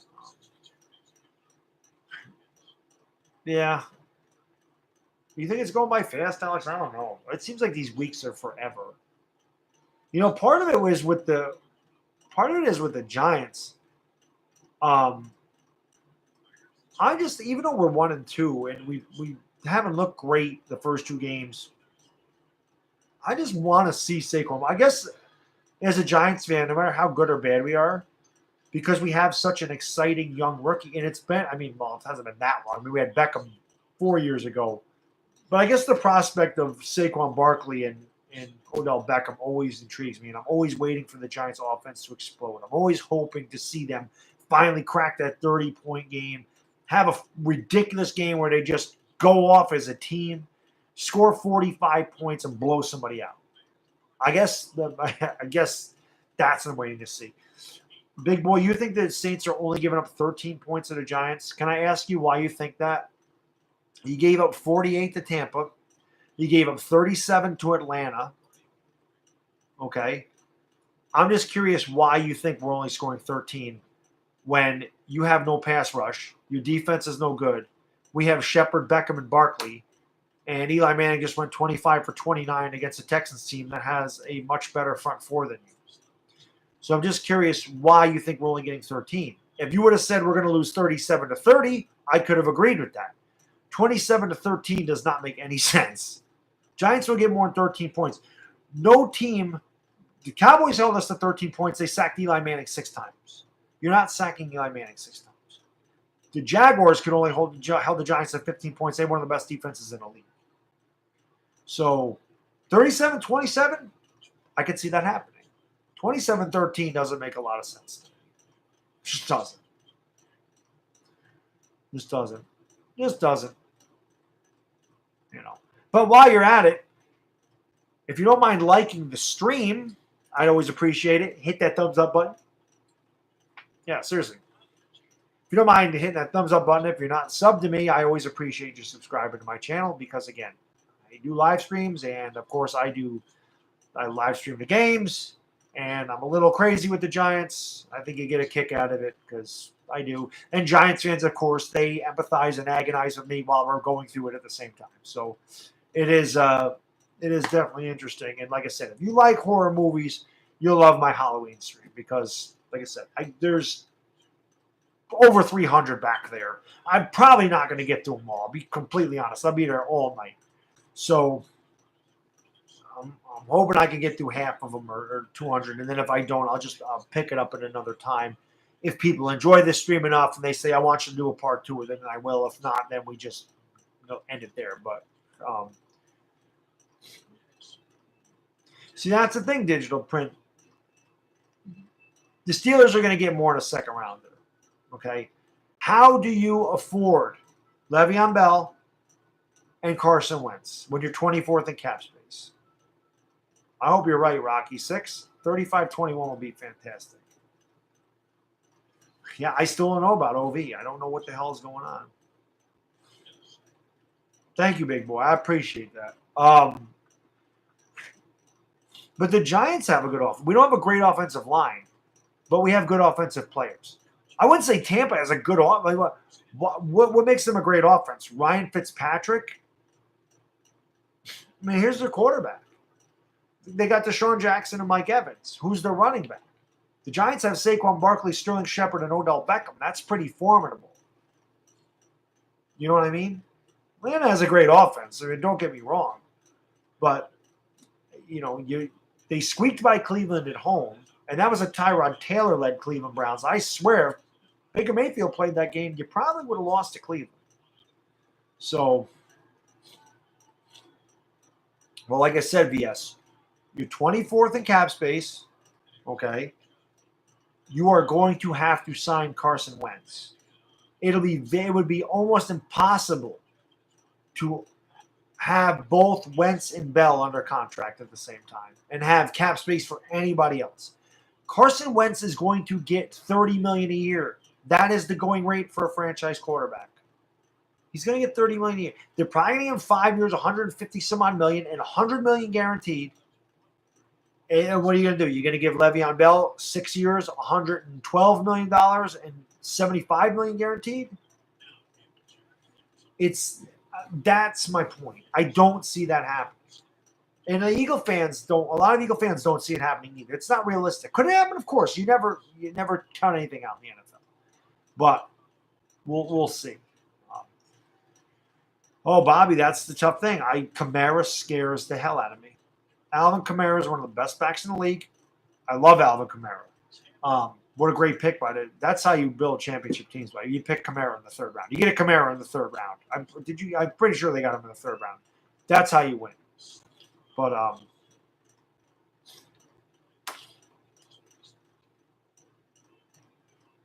you're going to deal Nick Foles. So you deal Nick Foles, and then what happens? What if Carson Wentz, God forbid, hurts his knee again? Then what happens? You know, you lose Jason Peters, so you're not going to replace. Well, I mean, he's been hurt a lot. But the guy's a good lineman. I mean, you start losing. Again, you put all your money into those two spots, and you don't put money into your offensive line. Your team falls apart. Trust me, I'm a Giants fan. I know this stuff. You need to put money in your offensive line to be effective. I don't care who your quarterback and running back are. If your guys can't block for them, you are not doing anything. It doesn't matter who the hell they are. Money needs to go in the line. It needs to go in the line. So, I mean, I'm fine with that. You know, I'm fine. Put all that money into Wentz and Le'Veon Bell. And leave your offensive line in shambles. And watch what happens. It won't make a bit of difference. I've seen this for years with the Giants. We have a terrible offensive line. You know how many teams – tell me a team that has the skill position players the Giants do. Tell me a team that has a receiver as good as Odell Beckham and a running back as good as Saquon Barkley. The closest thing I could tell you is the Steelers. Okay? The Steelers, there you go. I mean, the Steelers have it. Antonio Brown and Le'Veon Bell. Now, they're not even playing now, but their offensive line is good, so it certainly helps. But give them a bad offensive line and see what happens. See what happens. We don't have a good offensive line. That's why we have a hard time winning games. In 2007, 2011, when we won the Super Bowl, we didn't have a Saquon Barkley. We didn't have an Odell Beckham. Well, hold on a second.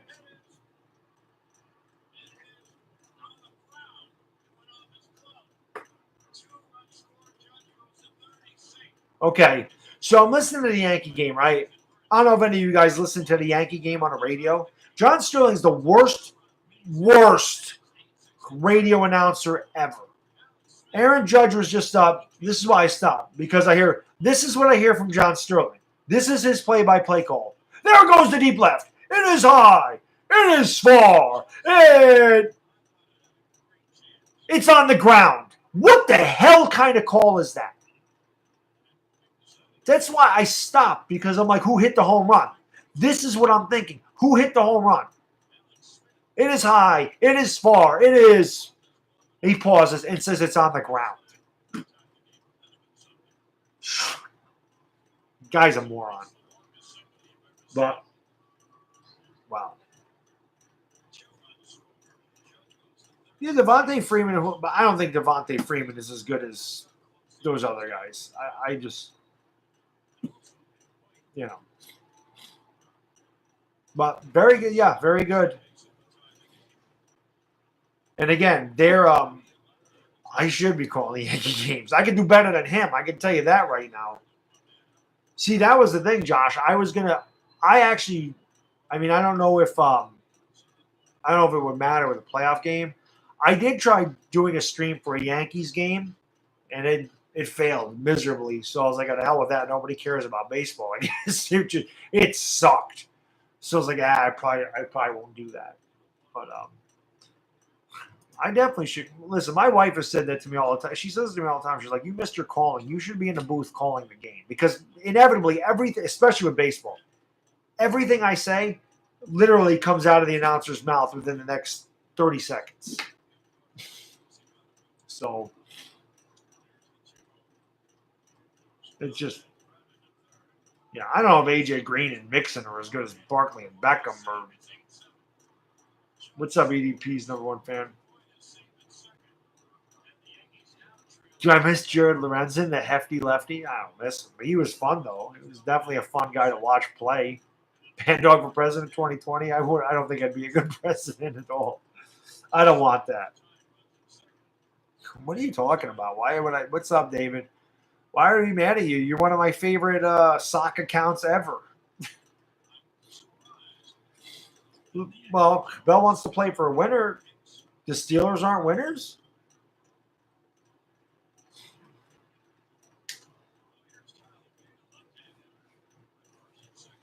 When I did the 12. Oh, thanks, Josh. Yeah, well, like I said, I enjoy doing it. And I did, it was Sunday that I did the 3 streams because I had the house to myself. So I was like, oh, the hell with it. I'm going to do all these. Because again, I enjoy, like I said, the Giants, little different. Yeah, that was fun for me though. The Giants, like I said, it's a little different because I do talk to the people on the stream, but I'm really focused on that game. The other game, I do the play-by-plays, but I'm not. Obviously, I'm kind of split between conversing and watching the game. The Giants is a totally different thing, but again, I just love being able to talk sports, watch the game, and discuss football in general with everybody. So it's fun for me. That's why I started doing them. I mean, I didn't even really think about doing that stuff. So, I'm going to stream tomorrow. I'm going to do the like Sportsery does. I pretty much do. I do every primetime game. Although normally the primetime games I pick up about the second quarter because I wait for everybody to go to sleep. So I don't start with them. But usually late first quarter, early second quarter, I pick the primetime games up, and I'm trying to do every Giants game this year. So it's usually 4 a week is what it ends up being. But it was just perfect. I am from New York, yes. It was just perfect that the Cowboys played Seattle, and I could watch that. And same thing with there was another one like I did the when the Eagles do the prime time. Like anytime it's an NFC East team, I'm definitely very interested in it. So it's just fun. But again, Sports Fury, I mean, you guys are freaking awesome at what you do. I mean, you're definitely my inspiration to started doing those live streams because I realized it's a good opportunity to talk to fans about the stuff, especially when you're watching your favorite team. And you usually get you get a lot of traffic from your own fan base. And like I said, they can discuss the game with you. They can empathize with you, agonize with you, or celebrate with you. So it's a lot of fun to me to be able to do that with the Giants fans. That's what it is. Like I said, you guys are absolutely awesome at what you do. Hilarious, entertaining as hell. And I mean, like I said, I love you guys. You guys are awesome. So that's why I enjoy working with you guys. I enjoy doing the videos with you guys. It's a lot of fun. You guys are really the reason that I kind of turned the corner and moved away from the TTC because I realized that I have more. As much as I love talking trash and insulting people, and it's fun. I mean, don't get me wrong. I like making people laugh, and usually my videos did make people laugh at the expense of other people. But I'm more the guy that wants to talk to you rather than insult you. It's more my natural personality to just talk to people about their team and not have to lay out insults at everybody that comes into, whatever. So, like I said, when I worked with you guys, it kind of turned to that. I'd rather talk about football. Of course, I'm going to make fun of the Cowboys. Of course, I'm going to make fun of the Eagles. We have to. They're our rivals. But, it's fun. And that's the thing. Football is supposed to be fun. And it's supposed to be, good humor trash talk. It's not supposed to be, well, I'm going to destroy the way this guy looks, or I'm going to make fun of whatever. And all right, Zero. Hopefully I'll see you tomorrow, man. Why do the Redskins always get a pass? I've said this before. The Redskins get a pass, number one, because we own them. The Giants completely own the Redskins. No team in the history of football has beaten a team more than the Giants have beaten the Redskins. It's true. I think we beat them 99 times. There's no other team in football that's beat a team more than the Giants have beat the Redskins. But their fan base does not tick me off the way the Cowboys and Eagles do. Their fan base has always been even keel. I always respected Joe Gibbs. Joe Gibbs is one of my favorite head coaches. I respected Doug Williams, Art Monk, Gary Clark. The Hogs, Riggins. If I wasn't a Giants fan, my dad wasn't a Giants fan, I could have saw myself, and this is the truth, I could have seen myself being a Redskins fan growing up. It's the truth. But like I said, I live in New York, and the bloodlines are Giants, Yankees, Knicks, Rangers. So that's what I went with. But I always respected the hell out of them. And again, their fan base is not obnoxious like the other ones. So that's, and again, the Skins haven't been a threat in God knows how long. So that's probably the reason they get the pass the way they do, from me. I'm not saying they can't be, but they haven't been. They have that. Have the Redskins scared anybody since 1992? Seriously, have they been a threat? No. Eagles have been a threat. They won all those. They won the division how many times in the early 2000s? The Cowboys recently, they had a 13-win season a couple of times. They had a 12-win season. The Giants won a couple Super Bowls in the last 11 years. The Eagles won a Super Bowl. So those teams are different. I don't know.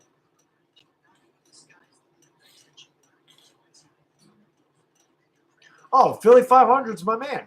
Young Money. He always is. Philly 500, like I said, he's my favorite Eagles video maker. Philly 500 is my long lost cousin. All right, he is. He's got to be related to me somehow. Like I said, I laugh because I actually do have a cousin named Vincenzo. We call him Vinny. So I said before, when he wears his sunglasses and that bucket hat, he looks like my cousin Vinny. Not the movie, not Joe Pesci, but he really looks like my cousin Vincenzo. So the first when I saw that, I was like, that's my cousin Vinny. Gotta be related to me. He's an Italian guy. He knows how it is. All right, Sidney, take it easy. What's up, Broad Street? Oh, I don't live in the city anymore. I haven't lived in the city in 25 years. I was 18. Gone. Definitely, I don't even remember the places down there, to be honest with you, man. It's been so long. But yeah.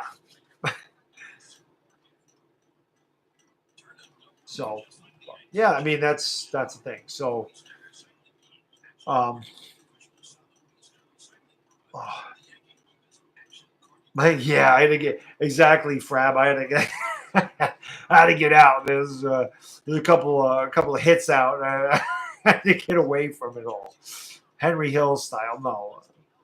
Just too much commotion, man. And just where I am now is just very chill, and a lot less expensive. Not that New York is a very expensive place to live, which is why when I retire, I'm going to Myrtle Beach. That's already my destination.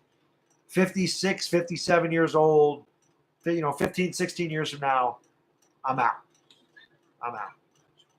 Well, maybe not. I might have to actually wait. My youngest kid when I'm 58 is going to be 17, so he'll probably still be in high school. So I might have to wait till I'm in the early 60s. But that's the plan. 20 years, we'll say. 20 years from now, I'm out. Retiring, moving to Myrtle Beach. I'm going to be a freaking beach bum. That's what I'm going to do. I'm going to sit on the beach all day. I'm going to drink Coronas. That's what I'm going to do. The cronies. Yeah, they're all looking for me. No, the 5-0 is looking for me. The FBI's on my case.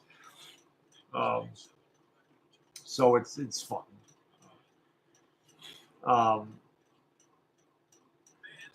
But it's all good, man. God, I haven't been to the city in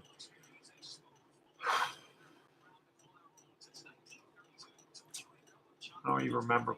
The only time I go to the city now is for Broadway plays. I go, well, again, because I have a young one now, it's going to be difficult. But my wife and I used to go down to Manhattan, once or twice a year and see a play. We did that for a while. So my take on the Le'Veon Bell situation was this. I just was responding to a lot of Eagle video makers that I saw about this. And I wondered why Eagle video makers thought every single good player was going to their team, because they've mentioned every player that's been disgruntled or released or whatever going there. And I wanted to read where the rumor came from. I'm like, where are these guys pulling this stuff from? Because I didn't hear it. And then I found the rumor. So I was like, okay, I can talk about it. I see where they got it from. But that's really what it was. It was, I want to know why every time there's a guy, he's going to the Eagles. That's all it was. So again, and the rumor is out there. It's supposedly for a second or third round pick. It supposedly could happen. Doug Heffernan. That's a great show. That's a great show. That could be Muchacho. I mean, it's like I said, the video was more to find out why they were saying the stuff they were saying, and then, you know, so that's all. So I asked. I said, "Is it? It's a few things.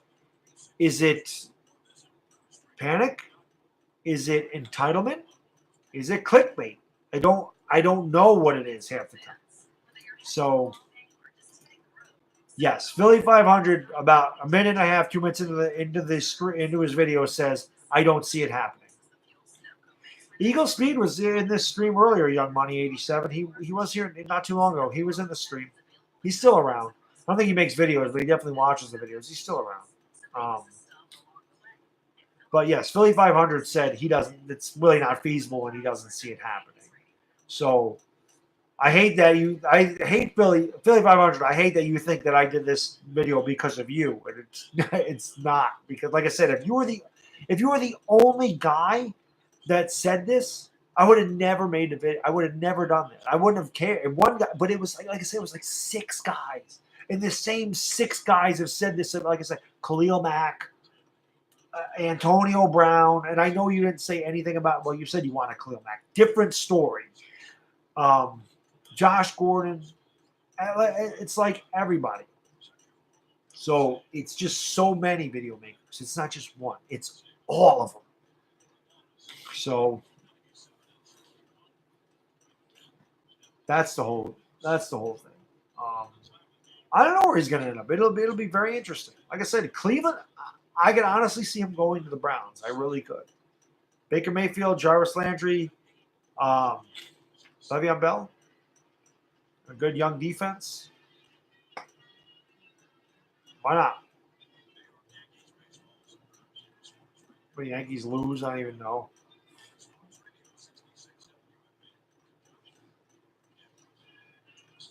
Yep, they lost 8-7. Fantastic. Scored 4 runs in the 9th. Who gave up all the runs in the 8th? Let's see. Oh, David Robertson. Nice job. 4 runs in a third of an inning. Dumbass. We have got no. Our relief pitching's terrible.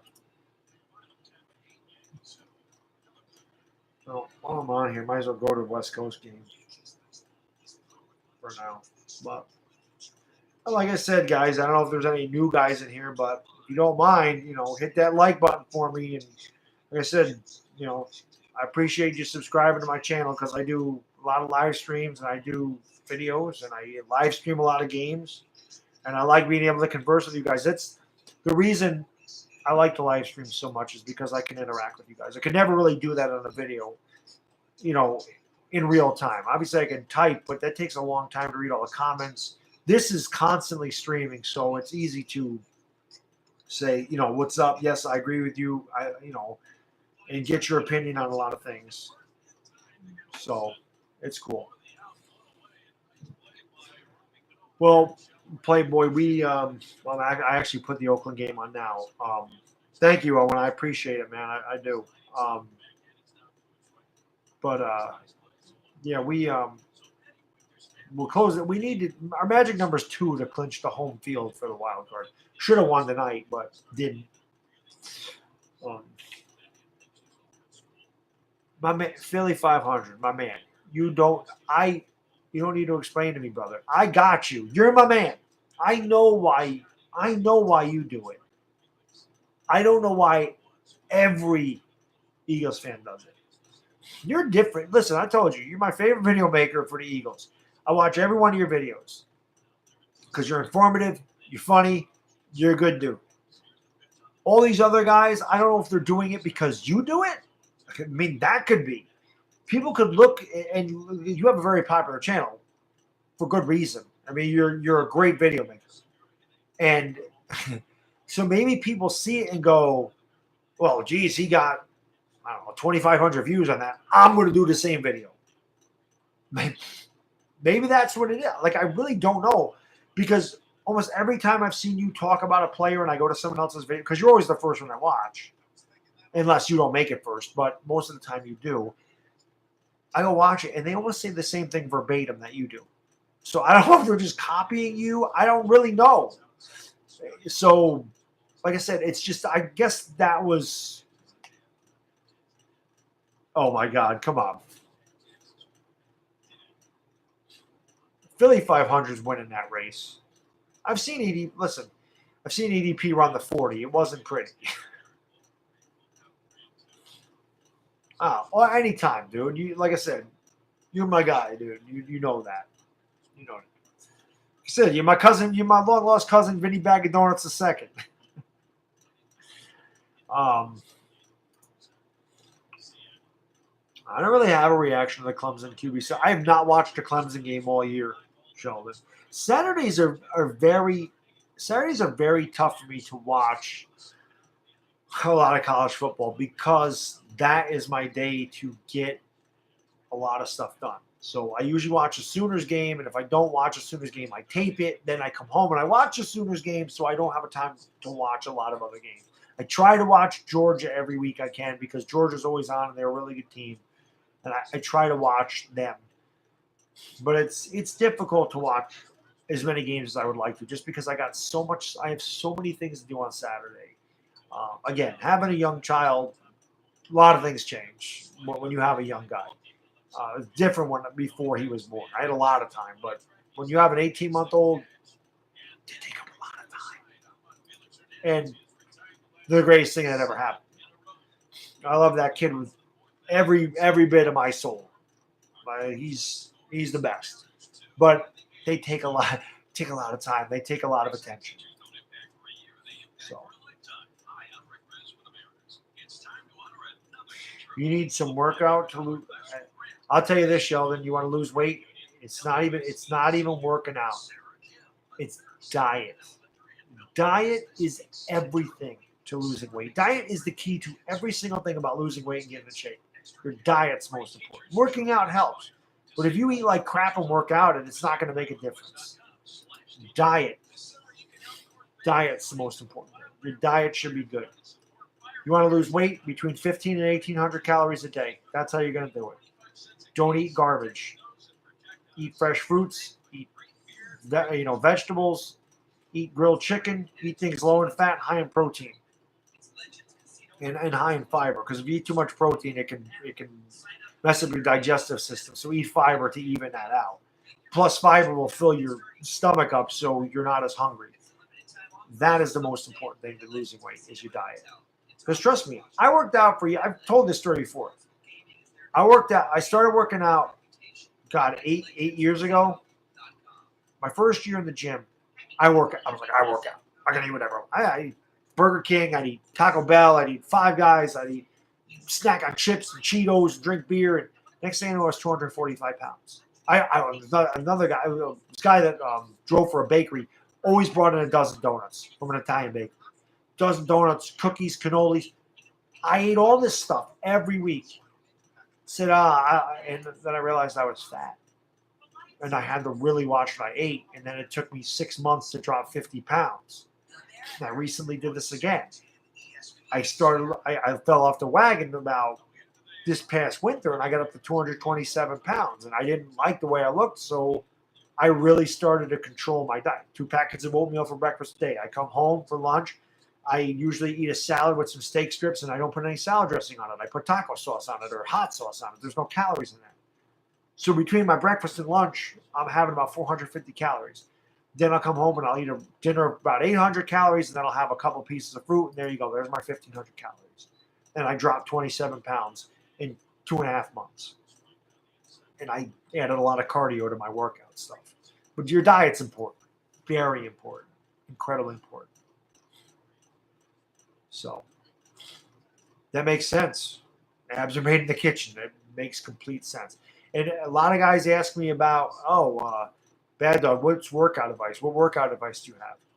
And I tell everybody, you want real workout about two things. Number one, you better go in there and kill it. Because you only get out of it what you put into it. You put in half-ass results, or you put in half-ass effort, you're gonna see half-ass results. You go in there and kill yourself, you're gonna see great results. You're gonna kill it in there, you're gonna see killer results. And the other thing I say is do your legs. Work your legs out. So many guys, for whatever reason, I can never figure it out, do not work their legs out. They skip it. And you can tell. Because they're built like flamingos. They're huge on top, and then they got these little tiny legs. Strong houses are built with strong foundations. Your body's the same way. All the power in your body is from the top of the knees to the bottom of your chest. Your core and your legs are incredibly important, so work them out. I never understood why people skip them. I don't get it. I've never understood it, but 90% of the guys in the gym don't care about their legs. They have no legs. It's hilarious. That's pretty much what I do, Playboy. It's pretty much what it is. And same thing, David. I eat. People at work say, "How the hell can you eat that every day?" I'm just used to it. It's 2 packets of oatmeal. It's 250 calories. That's it. And a banana. Sometimes I have a banana with it, but I don't know.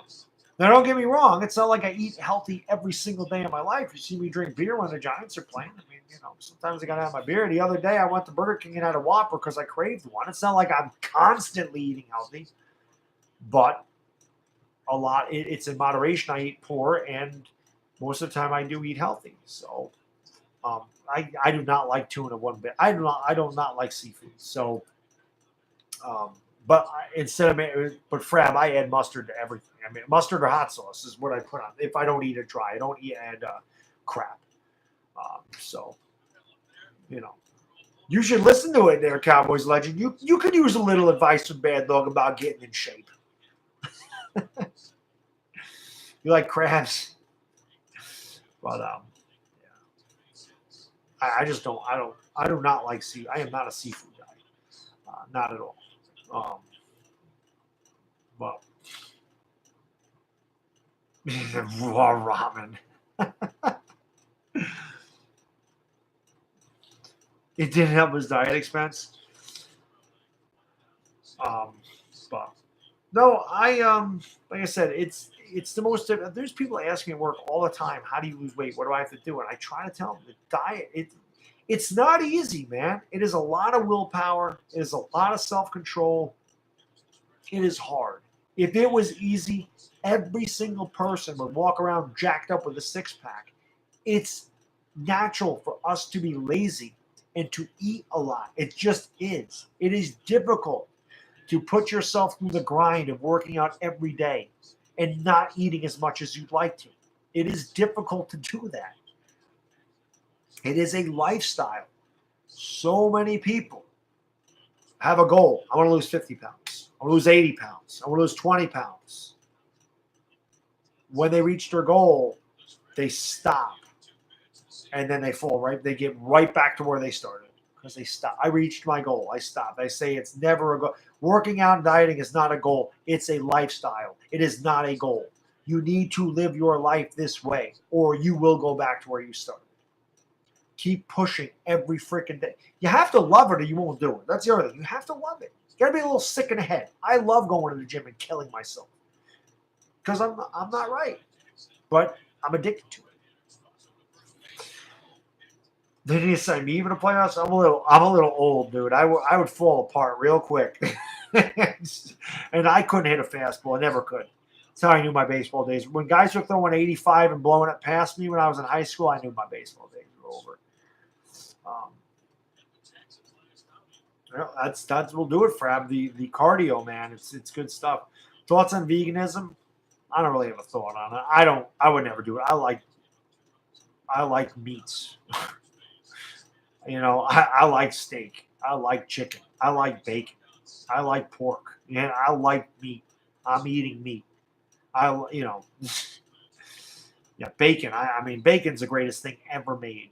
So, I'll give me the next question. Yeah, but I don't have 2,999 hits. That's the problem. What guy doesn't like that? Every guy likes that. The guy doesn't like those two things, he's not a man. Plain and simple. You're right, Fred. Drink a lot of water because it fills you up. But so yeah, you know. But, well, no, I was thinking about it. I know earlier today in my video, I said I was gonna talk about the Saints Giants tomorrow. I don't know if I'm gonna have a chance to do it. I might have to do it on Friday because I got running around. Normally I come home for lunch. And if I'm gonna do video, I'll drop it at lunchtime. I got a lot of running around to do tomorrow. I don't even know if I'm gonna have time to do Giants Saints. I might have to do that on Friday. But yes, exactly, Punk. So it's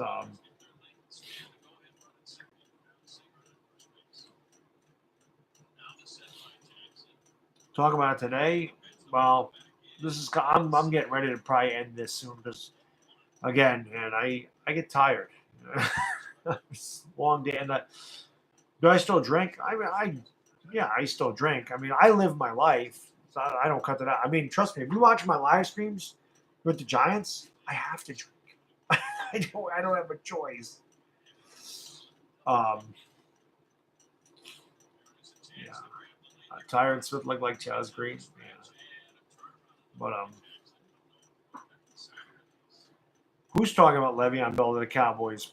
I didn't even hear that one. I never heard Le'Veon Bell to the Cowboys. Where would they put him? I know. I drink coffee every morning. I was talking about that the other day. I said, how the hell are you supposed to say that word? It's coffee. Cawfee. Coffee. That's how you say it. Are you supposed to say it coffee? I'm New Yorker. I'm a New Yorker. Listen, Vic DiMatteo is we all know this. People think he's my uncle. The first time I saw him, I go, I can see where people got that. But coffee. Yeah. It's well, no, I like it with cream. I mean, if I'm really tired, I'll drink it black. But I like it with cream and sugar, cream and chemical sugar. I don't put empty calories. I'd rather put the chemicals and not get the calories in my body. It's probably worse, but